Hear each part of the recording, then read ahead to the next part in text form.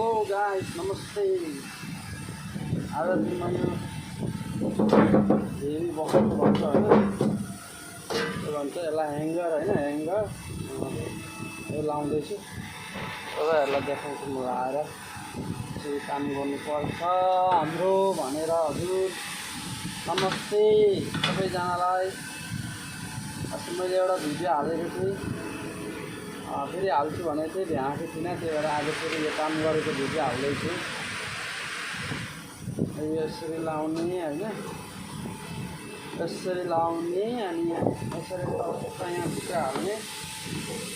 फेरि यसलाई very box भन्छ होइन, मैले अस्ति तपाईँहरूलाई देखाएको थिएँ। यहाँ यसरी लाउने, यो जाली छ भित्र एउटा कम हुन्छ होइन, टक्कै यसरी लाएर यसलाई रिबट हान्ने, रिबट हान्ने। हेर्नु है, रिबट हान्छु म, अनि त्यो टक्क पाचन गर्नुपर्ने हुन्छ।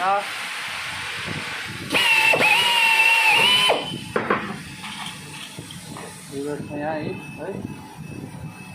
रिबट हान्ने यसरी टक्कसँगले यसरी लाएर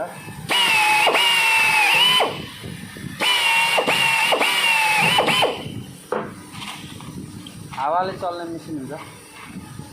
मेसिन चाहिँ हावाले चल्छ, यो सानो।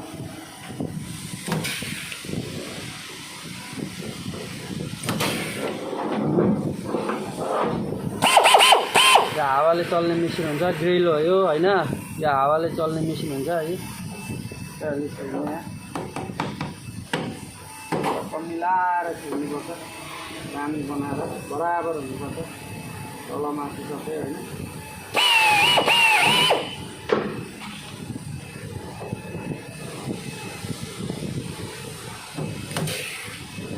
तलमाथि सबै बराबर हुनुपर्छ है।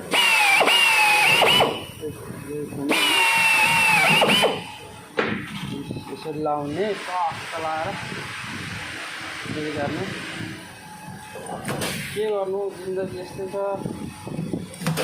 विदेशमा नबसी हुँदैन, अर्काको गुलाम नगरी हुँदैन। हामीले